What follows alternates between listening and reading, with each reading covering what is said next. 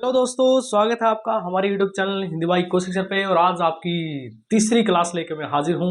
और आज हमारा लास्ट जो टॉपिक है, लास्ट क्लास है वर्णमाला की।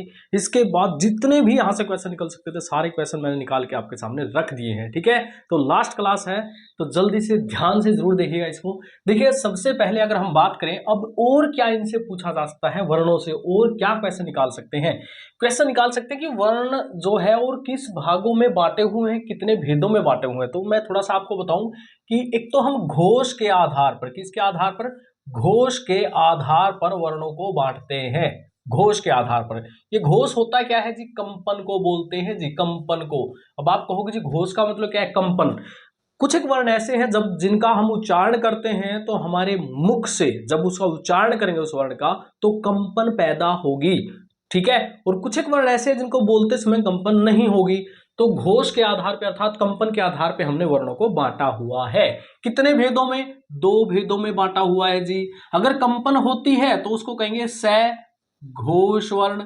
स घोष, स घोष का मतलब क्या है, घोष के सहित अर्थात घोष के साथ वाला वर्ण, अर्थात ऐसा वर्ण जिनको बोलते समय कंपन होगी।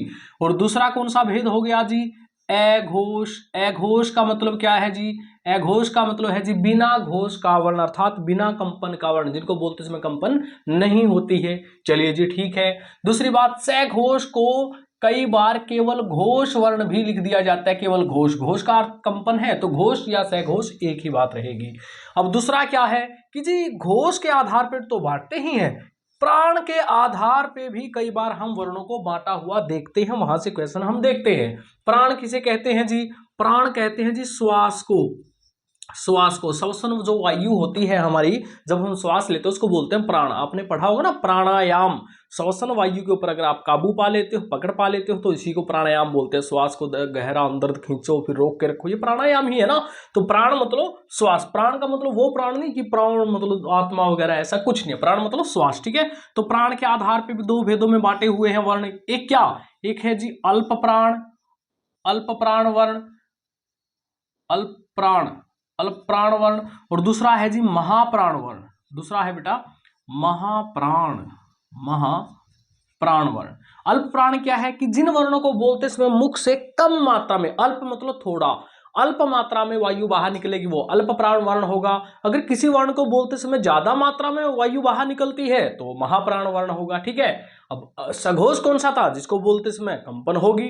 अघोष कौन सा था, जिसको बोलते समय कंपन नहीं होगी। अल्प प्राण कौन सा है, जिनको बोलते समय वायु ज्यादा मात्रा में बाहर निकलेगी, नहीं कम मात्रा में निकलेगी तो अल्प प्राण, और ज्यादा में निकलेगी तो महाप्राण है। ठीक है, अब बात ये करते हैं कि ये पता तो चल गया, मगर इनमें से कौन कौन से सघोष है, कौन कौन से अघोष, कौन कौन से अल्प प्राण, कौन कौन से महाप्राण, ये तो समस्या हो गई। चलिए समस्या का निवारण करेंगे। उससे पहले मैं आपको बता दूं कि इनको हम जान चुके थे, ये वर्गीय वर्ण है ना। ये क वर्ग था, ये च वर्ग था, ये ट वर्ग था, ये त वर्ग था। और ये प्रत्येक वर्ग का पहला वर्ण था, ये प्रत्येक वर्ग का दूसरा वर्ण था, ये प्रत्येक वर्ग का तीसरा वर्ण था, ये प्रत्येक वर्ग का चौथा वर्ण था, और ये प्रत्येक वर्ग का पांचवा वर्ण था। यहां तक आप जान चुके हो। ठीक है, लास्ट क्लास है, बिल्कुल ध्यान से देखना, एक भी क्वेश्चन चूक ना जाए। ऐसा हो कि अब की बार जब एग्जाम आए ना तो एग्जाम वाला कोशिश करे कि मुश्किल से मुश्किल क्वेश्चन पूछ लो और आपके सामने से एक भी क्वेश्चन बच के ना जाने पाए, है ना। वो एक सॉन्ग था ना, मार सोनिया कैंसी रेडर सुक्का जावे ना, एक भी क्वेश्चन बच के नहीं जाना चाहिए वर्णमाला से। चलिए जी बात करते हैं कि कौन कौन से हैं हमारे अल्प प्राण, कौन कौन से महाप्राण, इनमें से कौन कौन से सघोष है, कौन कौन से अघोष है। सबसे पहले हम अघोष को ही देख लेते हैं। अघोष वर्ण कौन कौन से होते हैं, कि जिन वर्णों के बोलते समय कंपन नहीं होती वो वर्ण कौन कौन से होते हैं। देखिएगा, मैं यहाँ पे शॉर्टकट देखता हूं। प्रत्येक वर्ग का, देखिए ये क वर्ग है, ये च वर्ग, ये ट वर्ग, ये त वर्ग, ये प वर्ग। ठीक है, मैं कह रहा हूं प्रत्येक वर्ग का पहला वर्ण और दूसरा वर्ण, प्रत्येक वर्ग का पहला वर्ण और दूसरा वर्ण, अर्थात ये दोनों वर्ण, ये वर्ण और ये वर्ण, ये दोनों वर्ण। प्रत्येक वर्ग का पहला दूसरा मतलब क ख च छ ट ठ त थ प फ। ठीक है, एक तो ये हमारे क्या होते हैं, अघोष होते हैं। और तीनों प्रकार की ये श श श स, ये भी हमारे क्या होते हैं, अघोष होते हैं। तीनों प्रकार की श हमारी, और प्रत्येक वर्ग का पहला और दूसरा वर्ण, तीनों प्रकार की श, ये रही आपकी तीनों प्रकार की श। ठीक है, ये हमारे क्या होते हैं जी, ये हमारे अघोष वर्ण होते हैं। क्लियर, प्रत्येक वर्ग का पहला और दूसरा वर्ण, ठीक है। क्वेश्चन ये भी पूछ सकता है कि निम्न में से कौन सा अघोष है, ध, झ, छ, अंग, तो आपको छ बोलना होगा। ठीक है। अघोष पूछेगा तो सघोष पूछेगा तो इनसे अलग। ठीक है। अब बात करते हैं, ये तो हमारे अघोष थे, तो सघोष कौन से हैं। अब एक बात बताओ, सारे के सारे वर्णों में से दो प्रकार के वर्ण है, एक तो जिनको बोलते समय कंपन होती है और एक नहीं होती। अगर हमें पता चल जाए कि इन वर्णों को बोलते समय कंपन नहीं होती, तो इसका मतलब क्या है कि बाकियों को बोलते समय कंपन होती है। तो हमें सघोष याद करने की जरूरत क्या है, हम ये बोल सकते हैं ना बाकी बचे हुए सारे के सारे क्या है, सघोष है।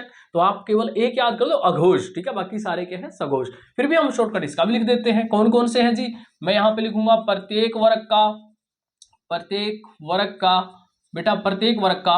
अच्छा, पहला और दूसरा हमने यहां पे ले लिया, तीसरा चौथा पांचवा, 5 वर्ण है ना, देखो 5 तक, तो ये 2 तो आ चुका है, तीसरा चौथा पांचवा ये हमारे कहां पे आ गए जी, सघोष में आ गए। उसके बाद य, र, ल, व और ह, जो स में से ह छोड़ दिया था, ये यहाँ पे आ जाएगा। ठीक है। ये वर्ण भी हमारे क्या है, ये वर्ण भी हमारे क्या है, सघोष हैं। अब ये तो हो गया जी अघोष और सघोष का निपटारा कि कौन से अघोष हैं कौन से सघोष हैं। अब हमसे कुछ भी पूछ लो, हमें तो याद है जी। कैसे याद है, हमें कुछ नहीं करना, हमें तो बस ये याद रखना जी अघोष कौन से हैं, प्रत्येक वर्ग का पहला दूसरा वर्ण और तीनों प्रकार की स, बस पहला दूसरा वर्ण तीनों प्रकार से ये हमारे अघोष है, बाकी बचे हुए सारे सघोष हैं। हमसे पूछे सघोष कौन सा है, बस देख लेंगे पहला दूसरा तो नहीं, तीनों प्रकार से तो नहीं, तो बाकी सारे सघोष है। अगर उनमें से एक है तो वो अघोष है। क्लियर। ओके, आगे चलते हैं। अब ये अलप प्राण और महाप्राण का क्या फंडा था, ये अलप प्राण कौन से होते हैं, महाप्राण कौन से होते हैं, जिनको बोलते समय कम मात्रा में वायु मुख से बाहर निकलेगी और जिनको बोलते समय ज्यादा मात्रा में वायु मुख से बाहर निकलेगी। अच्छा, अलप प्राण का भी मैं क्या करता हूं, शॉर्टकट लिख देता हूं। अलप प्राण कौन से होते हैं भाई, प्रत्येक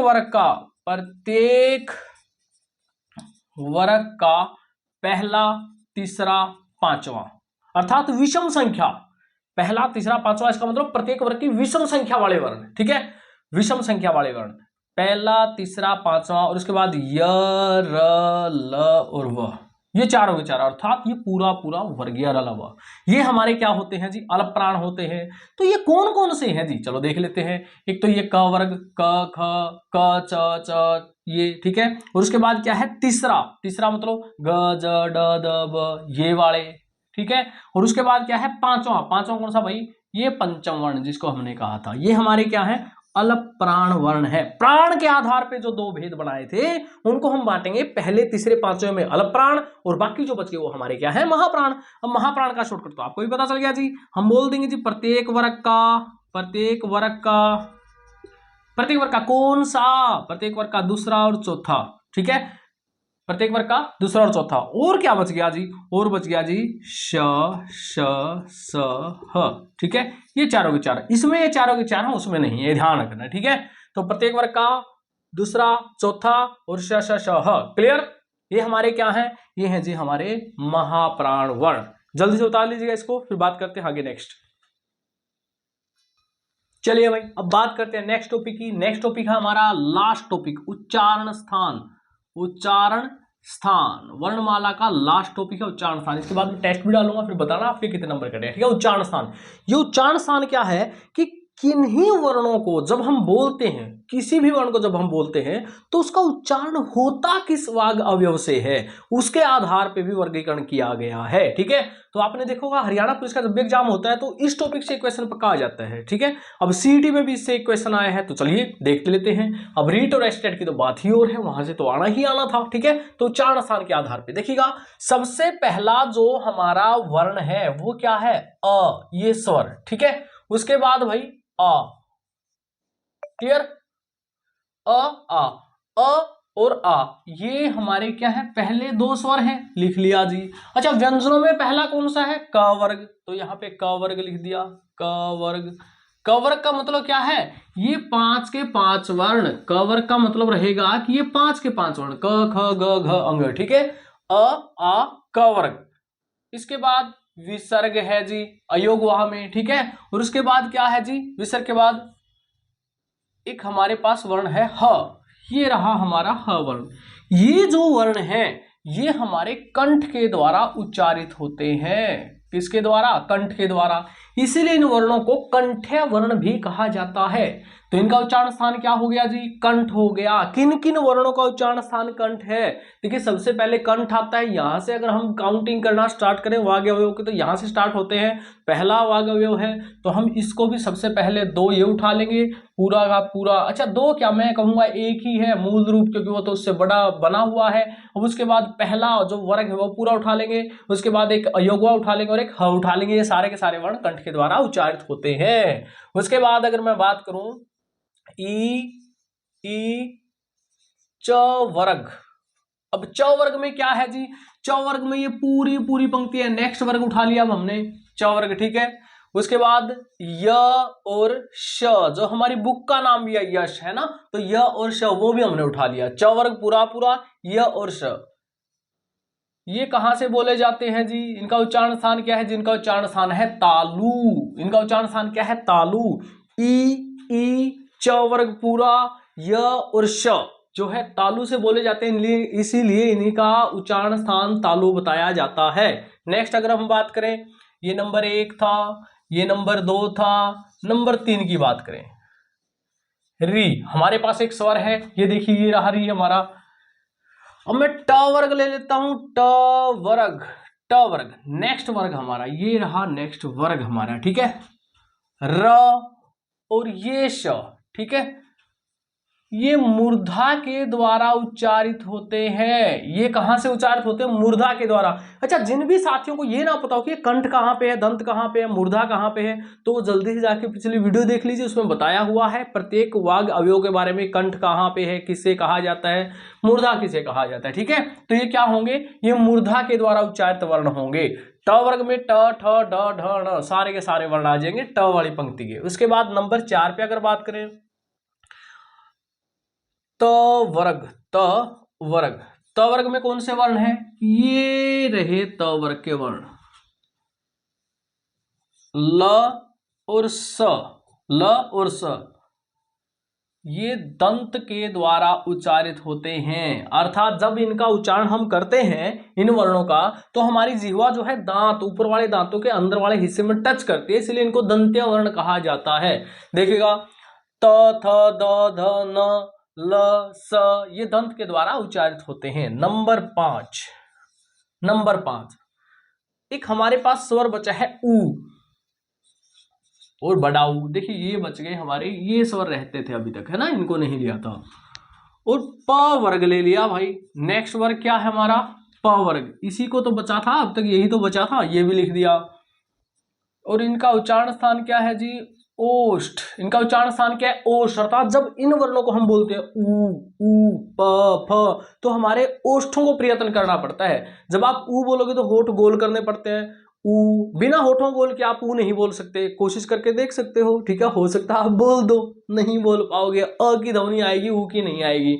उसी प्रकार प, फ, ब, भ, म, अर्थात इन वर्णों के उच्चारण के लिए हमें होठों का सहारा लेना पड़ेगा। उसके बाद नंबर 6 ए और आई, ये 2 स्वर हमारे पास बच गए। देखिए ये तो पूरा हो ही गया, अब ये 2 स्वर रहते हैं, इनकी बात कर रहे हैं।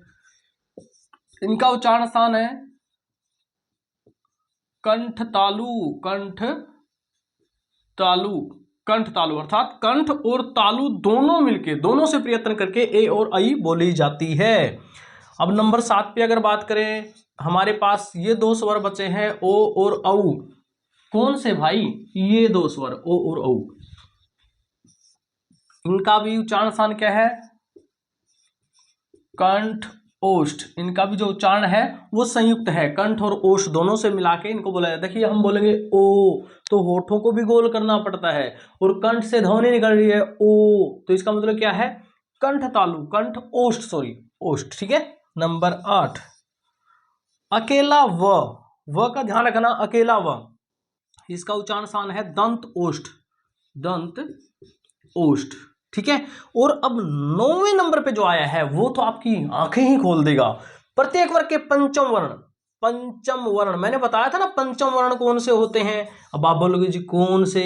अंग, य, ण, न, म, ये जो है ना वो कहां से बोले जाते हैं जी? नासिका से, नासिका। अच्छा एक बार देख लेता हूं स्क्रीन में दिखाई दे रहा है या नहीं ये लिखा हुआ। अभी तक तो दिखाई दे रहा है, ठीक है, कोई दिक्कत नहीं है।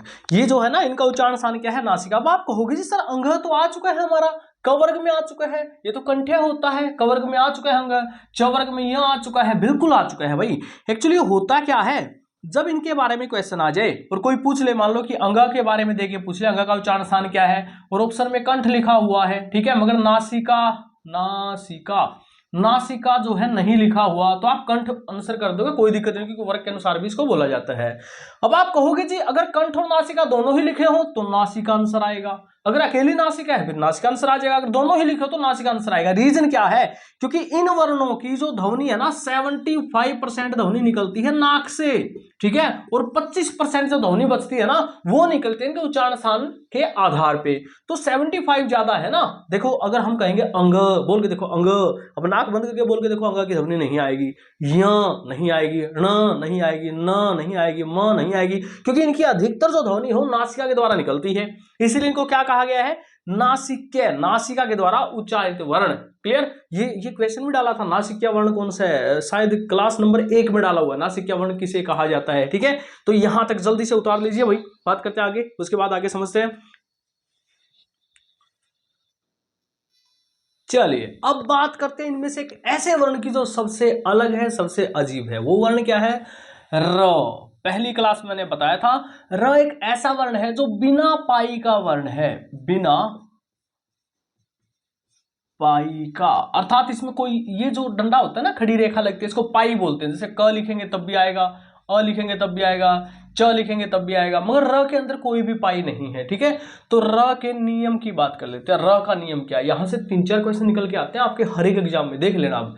र का नियम, पहला नियम र का कहता है कि र अगर आधा है, र अगर आधा है तो भी मात्रा के रूप में इसका सिंबल प्रयोग किया जा सकता है। और दूसरा नियम कहता है र अगर पूरा है, इसके अंदर स्वर है, तो भी मात्रा के रूप में, प्रतीक के रूप में ये प्रयोग किया जा सकता है। अब आप कहोगे सर मात्रा तो हमेशा स्वरों की लगती है, र की कौन सी मात्रा लगने लग गई, मात्रा तो स्वरों की होती है, व्यंजनों की तो होती नहीं। बिल्कुल ठीक है जी, अगर नहीं होती तो आप ये क्या बोलते हो, र की मात्रा कर्ज, ठीक है, आप ये क्या बोलते हो, र की मात्रा कर्म। अब समस्या ये कि यहां से क्वेश्चन आते हैं कि कौन सा र पूरा है, कौन सा आधा है, किस र में अ है और किस र में नहीं है, या फिर इनका वर्ण जो विच्छेद है वो करके दिखाइए। तो इसका वर्ण विच्छेद क्या होगा, क प्लस अ प्लस र, र प्लस ज प्लस अ, अर्थात यहां पे जो ऊपर वाला र होता है ये आधा होता है, इसके अंदर अ नहीं होता, इस ज के अंदर अ है, ये र आधा है, ठीक है। और क्रम की अगर बात करें तो यहां पे विच्छेद क्या बनेगा, क प्लस र प्लस अ प्लस म प्लस अ, ये क्रम का वर्ण विच्छेद बनेगा। ध्यान रखना, खासकर ये टीचिंग वाले एग्जाम में ये क्वेश्चन पूछे जाते हैं, वर्ण विच्छेद बताइए अब इनका, ठीक है। यहां बच्चे कंफ्यूज आते हैं कि ये ज में अ लगाए या नहीं, क्योंकि इसको तो मात्रा लग चुकी है, इसमें लगाए या नहीं। भाई यहाँ पे ये जो र है ना, ये र पूरी है, पूरी पूरी र है, और ये र आधी र है, आधी, अर्थात इसमें स्वर नहीं है और ये स्वर के साथ है। ध्यान रखना, जो पूरी र होती है वो इस प्रतीक में लगेगी, वर्ण के नीचे लगेगी, और आधी र है वो इस प्रतीक में लगेगी और वर्ण के ऊपर लगेगी। क्लियर है, पहली बात तो आपकी ये। अब दूसरी बात ये कि जब ये नियम बनाए गए तो र को एक छूट दे दी गई भाई, नंबर 3 पे एक छूट दे दी गई कि जब भी र आधी होगी, मात्रा के रूप में प्रयोग होगी, तो इसको एक छूट दे दी गई कि जिस भी वर्ण पे ये लगेगा, जिस भी वर्ण पर प्रयोग होगा, इसका प्रयोग जिस भी वर्ण पर होगा, उस वर्ण से पहले र बोला जाएगा। इस नियम से हर बार एग्जाम में एक पेपर आता है, सॉरी एक क्वेश्चन आता है पेपर में। देखिए मैंने यहां पे, अच्छा यहां से कैसे, यहां से जैसे मान लो मैंने यहां पे लिख दिया ये शब्द, अब बोला कैसे जाएगा, क र ज, पहले र बोला जाएगा क्योंकि ज के ऊपर लगे ना, तो पहले र बोला जाएगा फिर ज बोला जाएगा, कर्ज बन गया ये शब्द।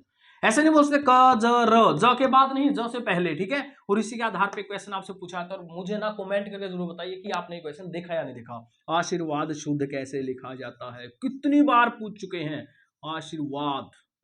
आशीर्वाद शुद्ध ऐसे लिखा जाता है या आशीर्वाद शुद्ध ऐसे लिखा जाता है, आशीर्वाद।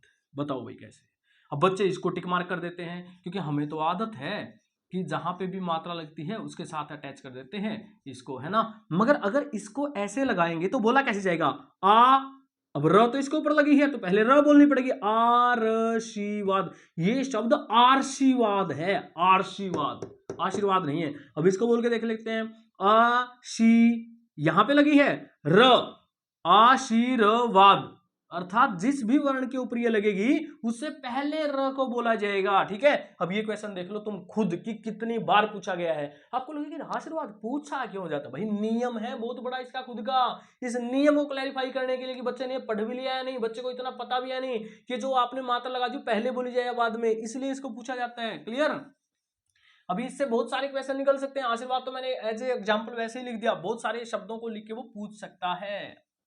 आगे देखते हैं और क्या है, और क्या है जी। नंबर 4 ये कहता है अगर कोई भी वर्ण जो घुमावदार हो तो उसमें जो र है ना, ये जो र है पूरी र, वो इस प्रकार लगेगी, उसका प्रतीक ये होगा। जैसे मान लो हमने लिख दिया ह लिख दिया, हमने लिख दिया ट, हमने लिख दिया ड, ठीक है। अब ये र कैसे लगती थी, जैसे ये क था, इस जो ये जो आप पाई देख रहे हो ना, पाई के साथ ऐसे अटैच कर देते हैं इस र को, है ना। इस र को ऐसे अटैच करते, ध्यान रखना। अगर मैं इसको ऐसे लिखूंगा तो हलंत हो गया, और अगर इसको यहां से ऐसे निकालूंगा तो ये र हो जाएगी, ठीक है। ऐसे लिखते थे। मगर यदि किसी घुमावदार वर्ण की बात करें तो उसकी पाई तो नीचे तक आती नहीं है, तब उसमें कहां पे प्रयोग करें, र का, उसमें र का प्रयोग कहां पे करें। तो यहां पे नियम दिया गया कि अगर कोई घुमावदार वर्ण है तो चिंता मत करो, उसका ये प्रतीक यूज कर दो, ये डबल वाला यूज कर दो, ये भी र कहलाएगी। क्लियर है, ये नया नियम र का। मुझे बताना कि आप कितना नया सीखते हो हर रोज, कितनी चीजें आपको हर रोज नई जानने को मिलती है। आपके ये जो रिप्लाई करते हो ना, वो हमें और भी ज्यादा फीडबैक देते हो, और भी ज्यादा कंटेंट अच्छा बनाने के लिए प्रेरित करते हैं, ठीक है। उसके बाद अगर हम बात करें कि इतने पे ही नहीं रुका, क्या बोले जी, जब भी हम मात्रा लगाते हैं, ऊ की मात्रा हो या ऊ की मात्रा हो, वो भी तो हम पाई के साथ लगाते हैं। जैसे मान लो हमने लिखना था कु या हमें लिखना था कु, तो हम पाई के नीचे ही लगाते हैं ना। मगर र में तो कोई पाई ही नहीं है, पांचवा नियम इसका, र में तो कोई पाई ही नहीं है, तो इसमें मात्रा कहां पे लगाए, अगर ऊ की मात्रा लगानी पड़ जाए तो इसमें नियम दिया कि र के अगर अंदर ऊ की मात्रा लगेगी तो बीच में लगानी पड़ेगी। छोटा ऊ है तो नीचे की तरफ मोड़ दो, और अगर बड़ा ऊ है तो पीछे की तरफ मोड़ दो, ठीक है। तो इसमें ऊ की मात्रा भी अलग से, बिल्कुल र एक ऐसा वर्ण इसमें ऊ की मात्रा भी बीच में लगती है, कभी नीचे लगती ही नहीं। अब बताओ कोई ऐसा वर्ण है क्या जिसके बीच में मात्रा लगती हो, बिना पाई के नीचे नहीं लगती, बीच में लग जाती हो। कभी आपने ऐसा देखा क्या, क के साथ ऊ की मात्रा ऐसे लगा दी हो, ख के साथ ऊ की मात्रा ऐसे लगा दी हो, ग के साथ ऊ की मात्रा ऐसे लगा दी, नहीं, बस यही एक ऐसा वर्ण है, ठीक है। तो चलिए, आज की ये क्लास थी वर्णमाला की। वर्णमाला से रिलेटेड जितने भी क्वेश्चन थे वो सारे के सारे मैं आपको करवा चुका हूं। बताइएगा क्लास कैसी लगी, और क्लास अच्छी लगी तो इसका स्टेटस जरूर लगाइएगा और कमेंट करके जरूर बताइएगा, लाइक जरूर कर दिया। और पिछली क्लासों में आपने देखे इतने बच्चों ने क्लास को, बट लाइक बहुत कम है। Okay, best of luck.